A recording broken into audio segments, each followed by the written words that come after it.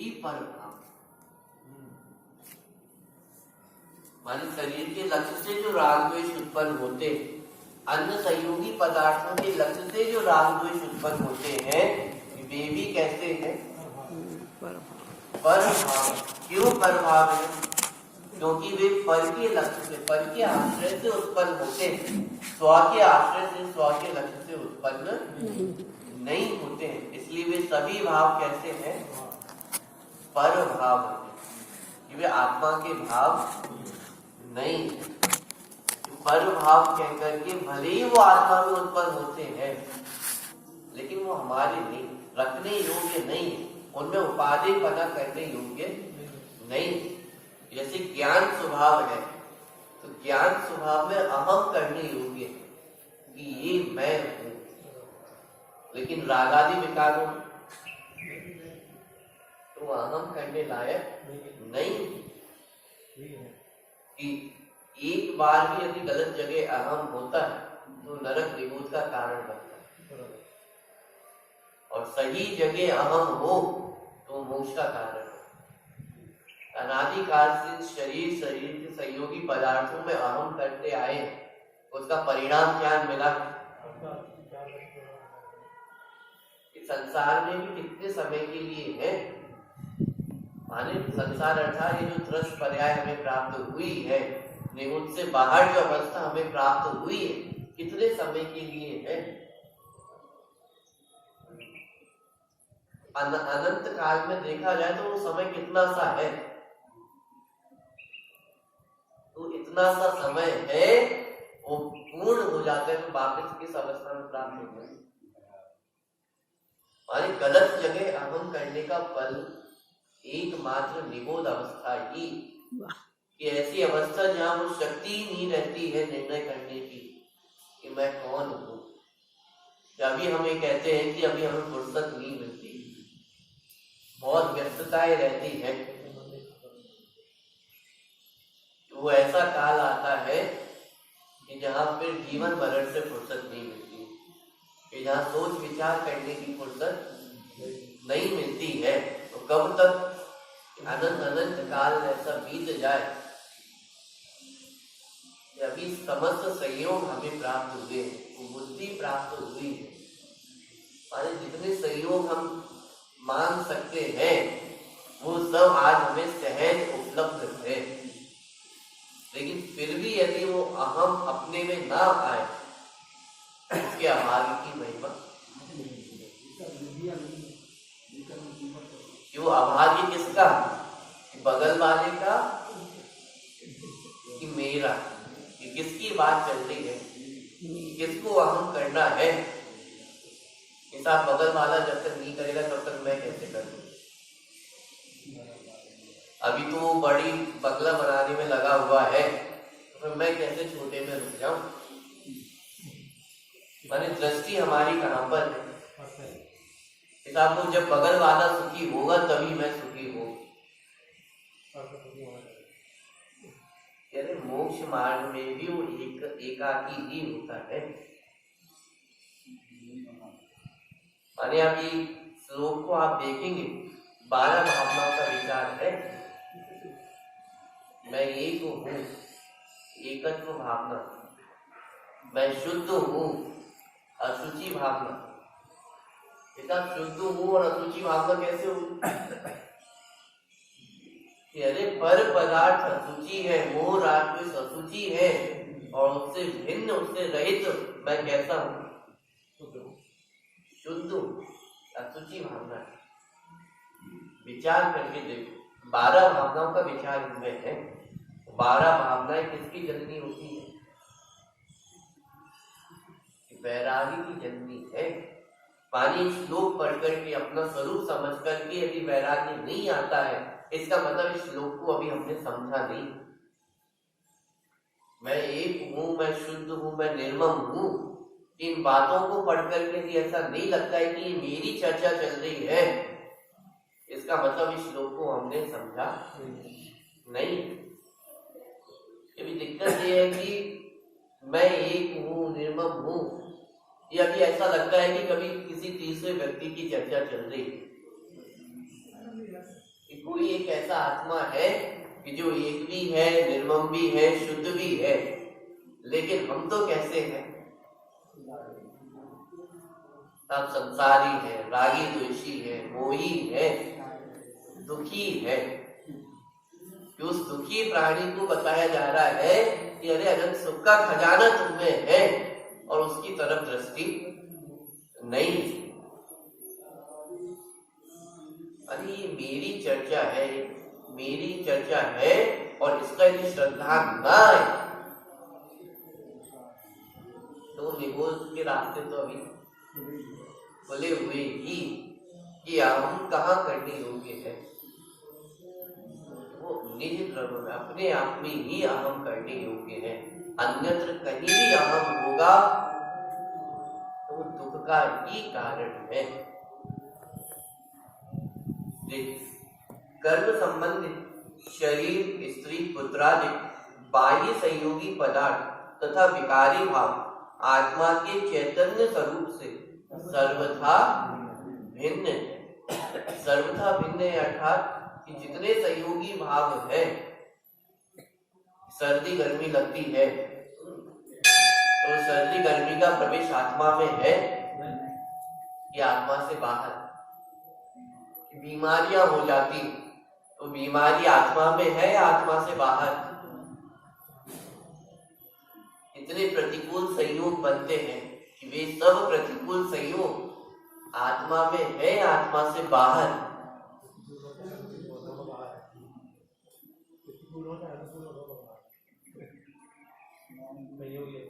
साहब आप बीमार क्यों?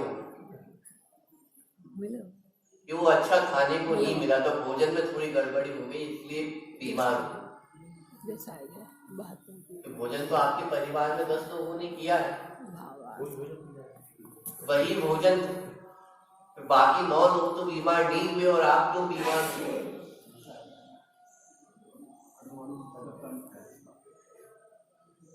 अंत में आपको मानना पड़ेगा कि अब वो कर्म का उदय वैसा है इसलिए बीमार हुए। कि कर्मों के उदय से बीमार हुए हैं या मैं कभी बीमार होने वाला तत्व ही नहीं।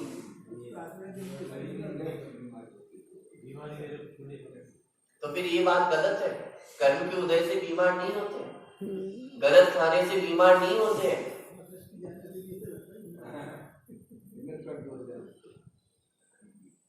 पांच अवक्षों में एक अवक्ष है, कौन सा अवक्ष है?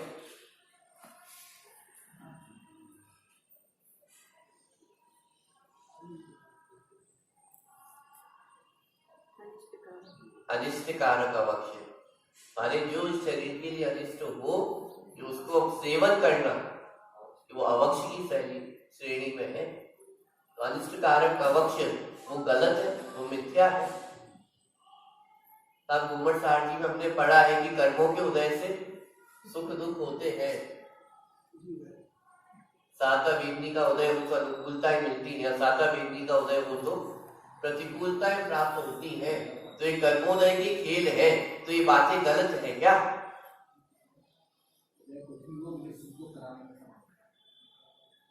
सब अपनी अपनी अपेक्षा से सही है, लेकिन वो सारी अपेक्षाएं तो समझ ली, लेकिन जो साक्षात सुख का कारण है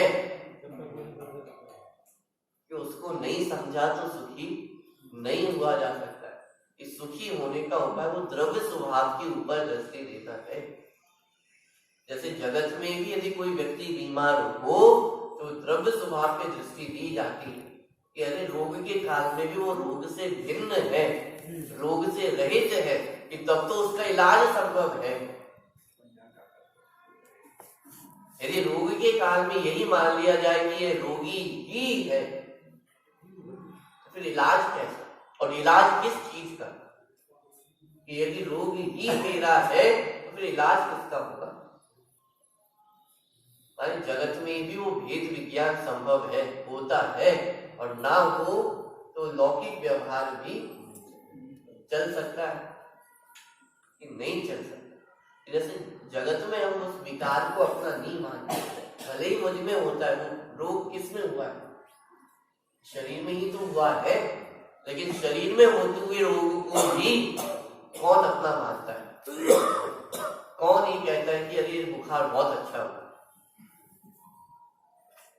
क्यों? क्योंकि हमें पता है कि वो उपाधि पना करने लायक नहीं है, अहम करने लायक नहीं है, और मैं ऐसा हूं नहीं।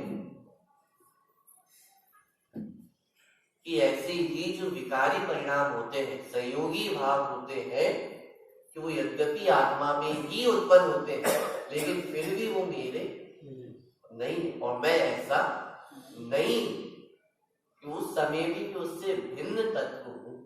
क्यों? क्योंकि उस समय भी मैं चैतन्य मात्र हूं, वो रागमय नहीं, द्वेषमय नहीं होता, विकारमय नहीं। कि जिस समय वो विकार है कि उस समय भी मैं कैसा हूं? कि विकार से भिन्न एक चैतन्य तत्व हूं। इसलिए जितने संयोगी भाव है वो सब कैसे है? कि सर्वथा बाहर है। सर्वथा बाहर कहकर के सिद्ध भगवान नहीं ली, सर्वथा कहकर के वो द्रव्य स्वभाव की चर्चा ली गई, जो प्रत्येक प्राणी का प्रत्येक समय प्रत्येक क्षेत्र में कैसा है? कि एक निर्मम शुद्ध ही, उसमें विकार उत्पन्न होते नहीं। मान विकारों को दूर नहीं करना, जिसमें विकार उत्पन्न नहीं होते हैं वैसा तत्व मैं हूं, कि जिसे अकेला होना नहीं है, कि जो एक है अनादि से, कि वैसा मैं तत्व हूं। देखिए, कर्म संबंधित शरीर, स्त्री, पुत्रादि बाह्य संयोगी पदार्थ तथा विकारी भाव आत्मा के चैतन्य स्वरूप से कैसे है? कि सर्वथा भिन्न है। सर्वथा भिन्न है कि इसको जान करके क्या करना?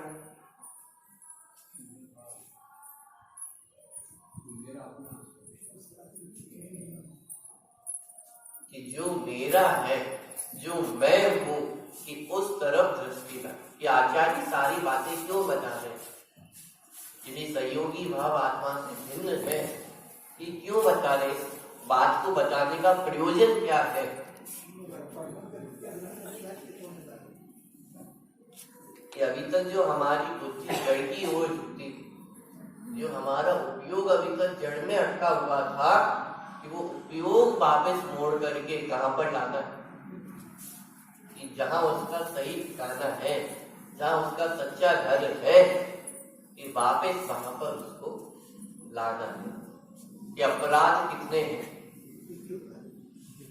एक ही अपराध है, कि जहां अहम करने योग्य है, कि वहां अहम किया नहीं, और जहां हम करने लायक है, कि वहीं पे हमने अहम करके रखा। ये शरीर ही मैं हूं। अभी अगला श्लोक आने वाला है, सब ये सहयोगी पदार्थ मुझसे रहित है, मुझसे रहित है, तो ऐसा जानकर के क्या फायदा? तो आगे चर्चा आने वाली है कि सहयोगी पदार्थ वो दुख के भागीदार है, हमारे दुखी ही देने वाले हैं, उनमें सुख की प्राप्ति नहीं होती। इसीलिए उन सहयोगी पदार्थों से दृष्टि हटा करके कहां पे दृष्टि करना? जो मेरा स्वभाव है, और मेरा स्वभाव है अर्थात, यदि इसको बहुत सरल भाषा में कहे, कि जो जैसा है उसको वैसा दिखाया है, माने बनाया भी नहीं है, बना सकते नहीं, कि जो वस्तु जैसी है उसको वैसा दिखा है। कि आत्मा शुद्ध है, एक है, निर्मम है, ये आपने अच्छी अपनी आत्मा अलग बना दी।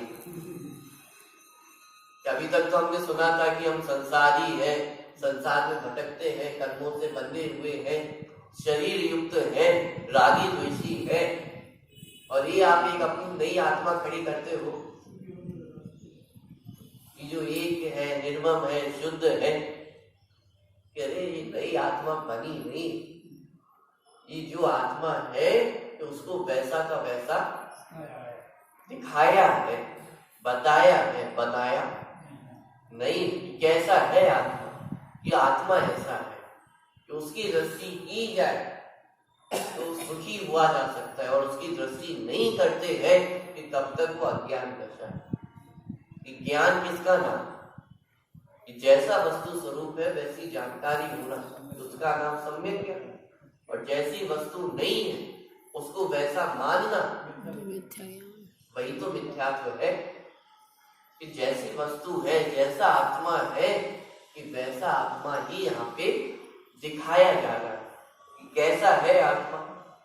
कि एक है, निर्मम, शुद्ध, ज्ञानी। और कैसे पता चला कि आत्मा ऐसा है? योगींद्र गोचर, कि योगियों द्वारा वेदन में आते। इसीलिए समस्त जो बाह्य संयोगी भाव है वे आत्मा से सर्वथा बाहर, भिन्न, सर्वथा भिन्न, माने किसी भी प्रकार से वो आत्मा में प्रवेश नहीं करते। सर्व तरह से आत्मा से रहित, सर्व तरह से आत्मा से रहित है। इसलिए निरंतर उनके प्रति वो भेद विज्ञान जागृत रहता है। जिस अवस्था में हम हैं उस अवस्था में वो राग द्वेष आते हैं, और राग द्वेष होते हैं, इस वजह से उनमें एकत्व विस्थापित भी करते हैं। ये राग द्वेष हो रहा है तो मुझमें ही हो रहा है, तो उसमें एकत्व भी स्थापित, तो उस एकत्व को ही तोड़ना। क्यों? क्योंकि वो राग द्वेष तो मेरे हुए नहीं, मैं तो कैसा हूं? निर्मम हूं, कि वो शरीर में रहता हुआ भी मैं शरीर का नहीं हूं। वो राग द्वेष होते हुए भी वो राग द्वेष मेरे नहीं हूं। तो फिर मेरे होने का अर्थ क्या?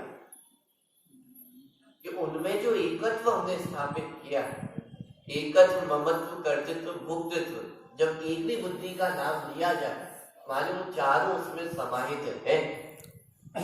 कि जब उनमें वो एकत्व ममत्व स्थापित होता है तो वो दुख का कारण। तो यहाँ उनका त्याग करना है, तो त्याग करने का अर्थ क्या?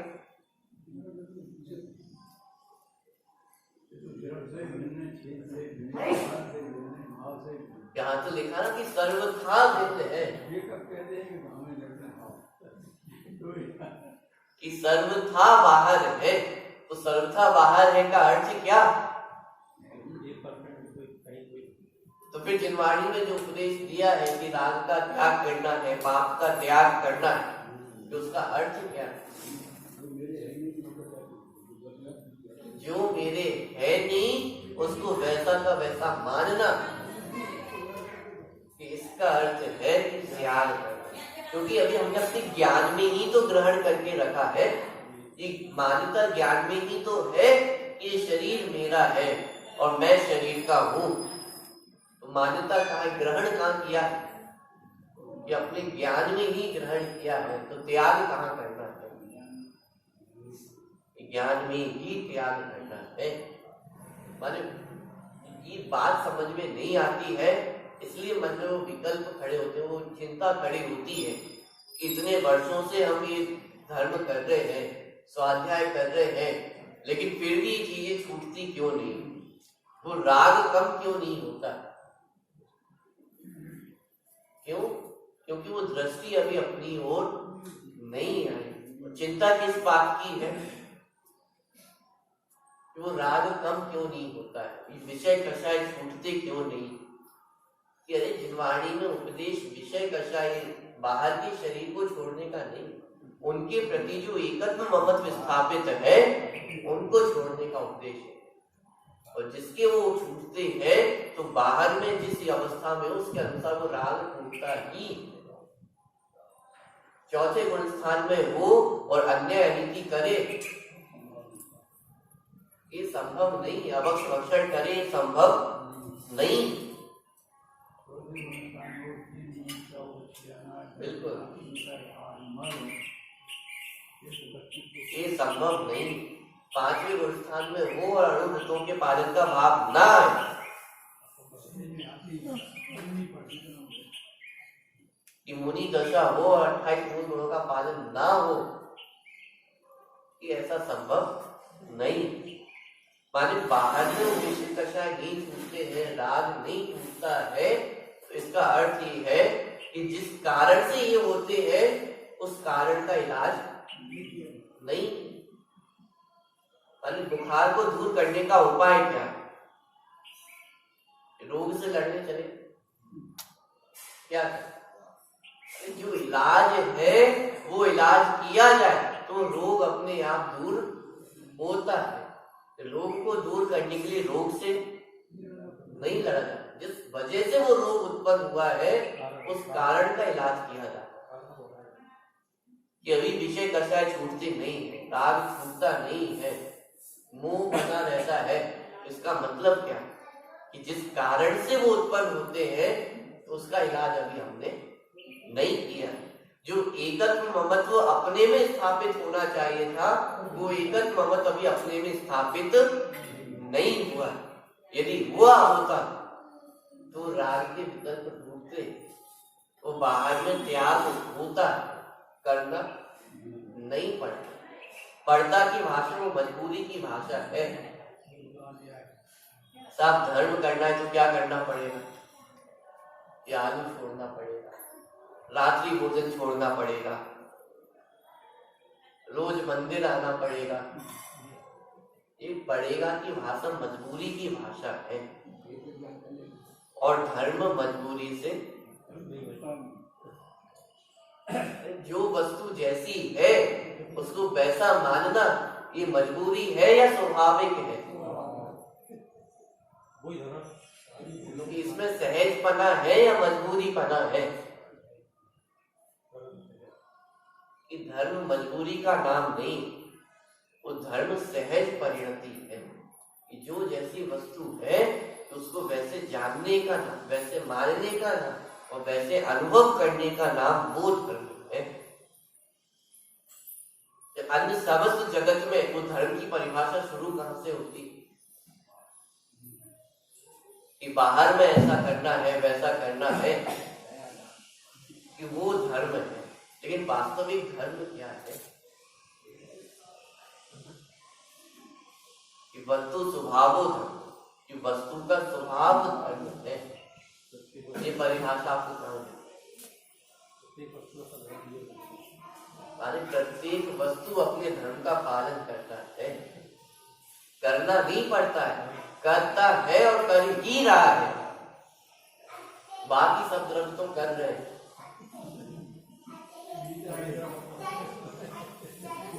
एक जीव द्रव्य ही है, जीव द्रव्य भी अपने धर्म का पालन निरंतर कर रहा है। ज्ञान दर्शन की परिणति और ज्ञान दर्शन चैतन्य पना निरंतर चल रहा है। लेकिन अब कुछ विशेषता भी है जीव में, कि जिस ज्ञान को अपने में स्थिर करना चाहिए था उस ज्ञान को बाहर स्थिर कर।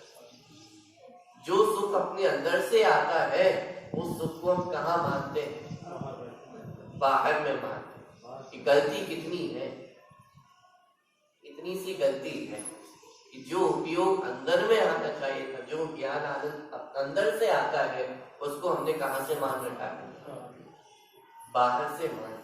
और बाहर से मानने पर वो बाहर से आ जाता हो,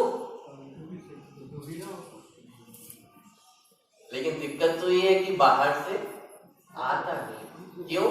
क्योंकि वो अत्यंत भाव उसमें है भी नहीं और होता भी, मान लिया जाए होता भी तो भी वो एक द्रव्य दूसरे द्रव्य का कर्ता होता नहीं।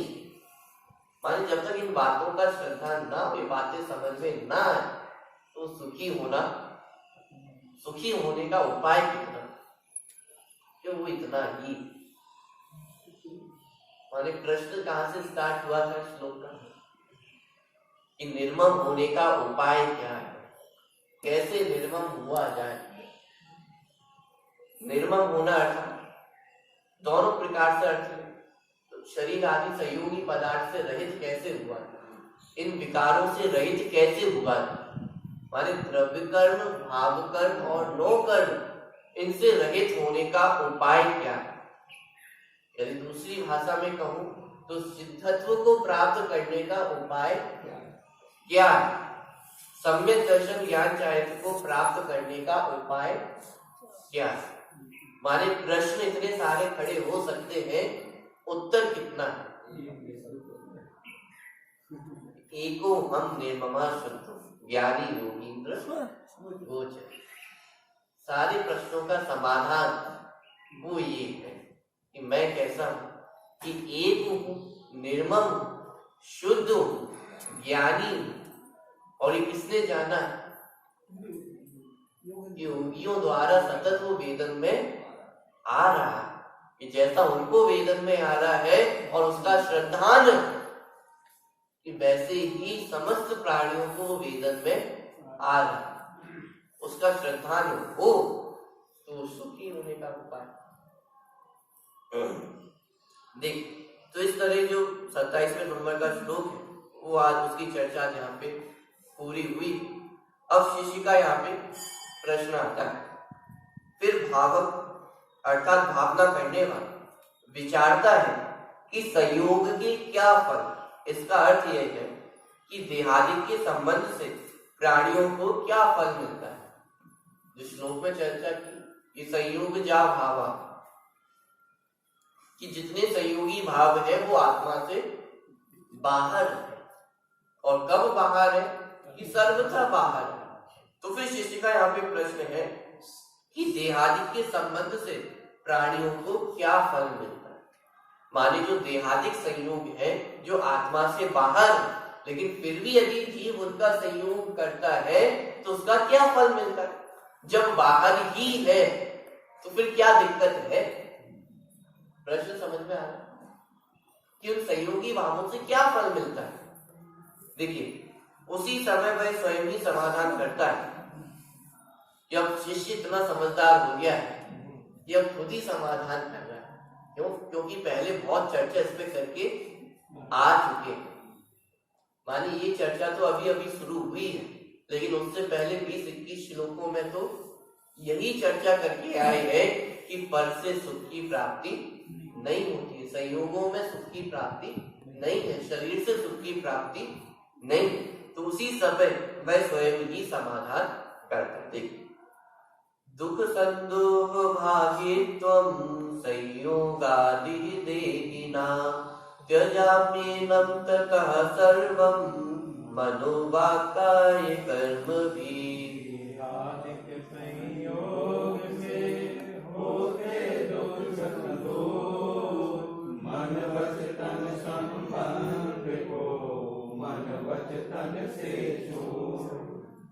देहादिक संयोग से होते दुख संदोह की क्या समस्या है कि जो संयोगी भाव बाहर है उन संयोगी भावों का संबंध करने से क्या दिक्कत होती है कि इस संसार में देहादिक के संबंध से प्राणियों को दुख समूह भोगना पड़ता है।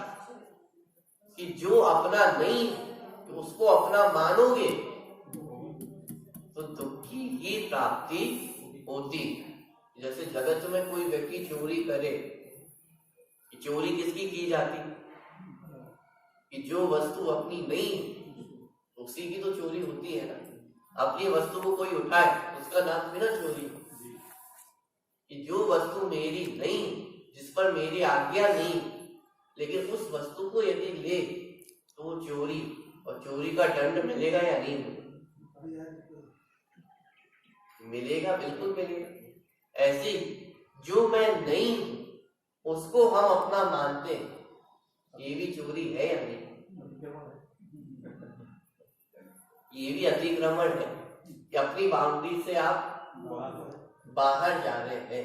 स्वचतुष्टय से हमने अपनी सीमा को बाहर किया कि प्रत्येक द्रव्य की अपनी अपनी स्वचतुष्टय है, प्रत्येक द्रव्य की अपनी अपनी सीमा है, और उस सीमा का हमने उल्लंघन किया कि देहादि के संबंध से प्राणियों को दुख समूह भोगना पड़ता है।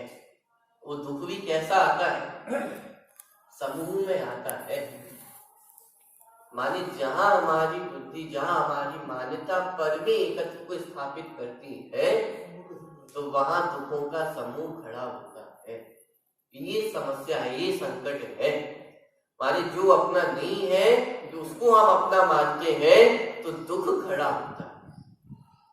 इस संसार में देहादिक के संबंध से प्राणियों को दुख समूह भोगना पड़ता है, अर्थात अनंत दुख भोगना पड़ता है। इसीलिए उस समस्त संबंध को मन वचिकाई की क्रिया से मैं तजता हूं कि मन वचितन संबंध को मन वचितन से छोड़, कि जो बाहर में हमने संबंध बनाया है कि मन से, वचन से और काय से, कि जितने हमने संबंध बनाए कि उनको मन से, वचन से और काय से छोड़ता हूं, त्याग करता हूं। और त्याग करने का अर्थ क्या?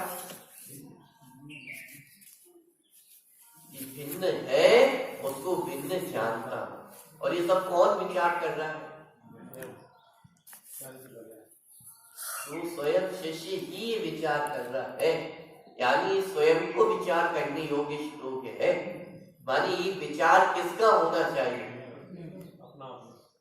स्वयं का विचार होना चाहिए। ये ऐसा श्लोक है कि माने जैसे स्वाध्याय सुन के गए और तुरंत मन में जो प्रश्न खड़े होते हैं कि स्वाध्याय में जो बात आई थी वो तो सही थी, लेकिन संयोग तो है ना, शरीर तो है ना, विकार तो उत्पन्न होते हैं ना। तो वो उदाहरण आचार्य ने हमारे सामने प्रस्तुत किया है कि ये बात सही है कि जब वो श्लोक पढ़ के जाओगे तो मन में विकल्प खड़े होंगे, लेकिन पुनः ये विचार करना कि वो संयोग दुख के ही कारण है। जब तक उनसे एकत्व नहीं टूटता है, राग नहीं टूटता है, तब तक वो सुखी नहीं हुआ। वो भेद विज्ञान करने का तरीका वो यहाँ पे सिखाया जा रहा है कि बात हम पढ़ेंगे, बात समझ में आएगी, लेकिन घर जाकर के फिर वही विकल्प खड़े होने वाले, फिर पुनः वो प्रोसेस कि उपाय तो यही है। माने जहां हमारा उपयोग जाता है तो वहां विचार कर कि उसमें सुख है या नहीं। कि क्यों बारंबार विचार करो? क्योंकि बारंबार उपयोग वहां पर जाता है ना। कि प्रश्न खड़ा हो सकता है कि रोज हम आते हैं, रोज एक ही बात सुनते हैं कि आत्मा शुद्ध है, आत्मा शुद्ध है।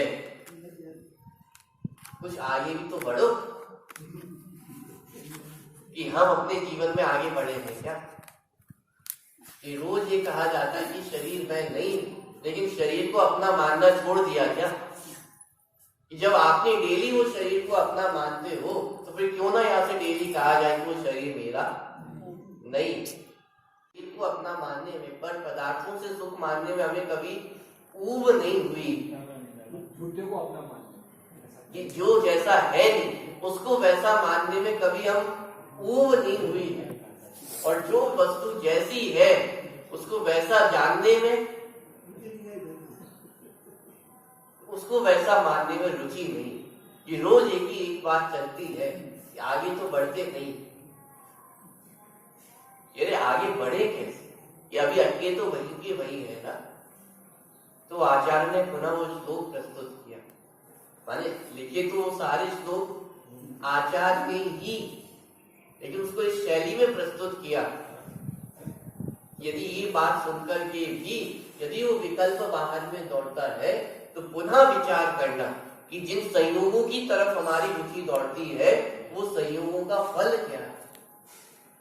कि दुख संयोगो भागित्व, कि वो संयोगों पे संयोग करने पे, माने जो संयोगी पदार्थ है उनका संग करने पे दुखों का समूह ही हमारे पीछे आता है। वहां से सुख की प्राप्ति होने वाली नहीं। और उसके प्रत्यक्ष अनुभूत वो हम सभी है या नहीं? प्रत्यक्ष ज्ञाता दृष्टा उस बात की हम है या नहीं? अभी दिक्कत ये है कि वो ज्ञाता दृष्टा बनते हैं, अभी उसमें वो कर्तृत्व हो जाता है, एकत्व स्थापित हो जाता है, इसलिए वो दुख होता है। और उसके ज्ञाता दृष्टा बन जाए तो तत्क्षण वो सुख है। ऐसा नहीं कि आज ज्ञाता दृष्टा बने तो कल वो सुख की प्राप्ति हो। कि जिस समय उस तत्व की दृष्टि हो उस समय वो सुख की प्राप्ति होती है। तो संयोगों की दृष्टि करने का फल क्या है कि दुखों के संयोगों की दृष्टि करने से दुख की ही प्राप्ति होती है। इसीलिए मन वचन तन संबंध को, कि जो मन वचन और काय से अपने संबंध स्थापित किया है उसको मन वचन और काय से छोड़ता हूं। देखिए अनुवाद पढ़ के आज की चर्चा को पूरी करते हैं। इस संसार में देहादिक के संबंध से प्राणियों को दुख समूह भोगना पड़ता है, अर्थात अनंत दुख भोगना पड़ता है। अनंत दुख अर्थात इस संसार में कब से भटक रहे हैं? अनंत काल से भटक रहे हैं और नहीं पहचाना तो कब तक भटकते रहेंगे? और नहीं पहचाना तो निगोद कितनी दूर है। मानिए सब अनंत दुख है। इसीलिए उस समस्त संबंध को मन वचन काय की क्रिया से मैं त्यागता हूं। किसको त्यागता हूं? कि वो जो संबंध को त्यागता हूं। संयोग को त्यागने की बात नहीं, कि उस संबंध को त्यागता हूं। कौन से संबंध को? क्या संबंध है? का संबंध तो कुछ भी नहीं है, अत्यंता भाव कि जो संबंध है नहीं, लेकिन फिर भी हमने जो संबंध बना रखा है, कहाँ बना रखा है? कि अपनी मान्यता में वो संबंध बना रखा है कि मैं परद्रव्य का करता हूँ, भोगता हूँ, उन्हीं में मेरा एकत्व ममत्व है। तो ये जो संबंध हमने बना रखा है उस संबंध को मैं मन वचन और काय से त्यागता हूं। कि यहाँ तो शिष्य समझदार है और वो उन सारे संबंधों को त्यागने को तैयार है और त्याग रहा है। हमें विचार करना है कि हम उन संबंधों को त्यागने के लिए तैयार हुए हैं या नहीं। विचार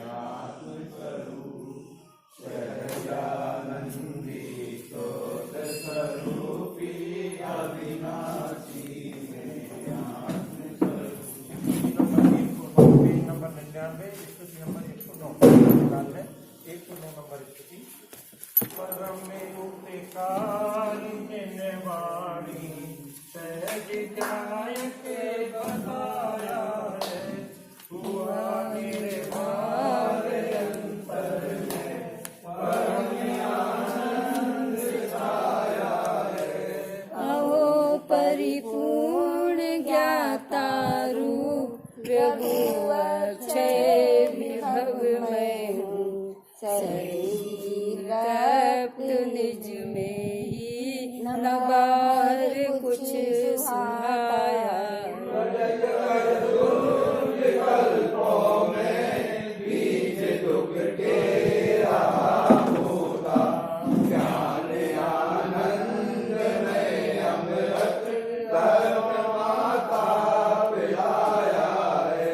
नहीं अब लोक की चिंता, नहीं कर्मों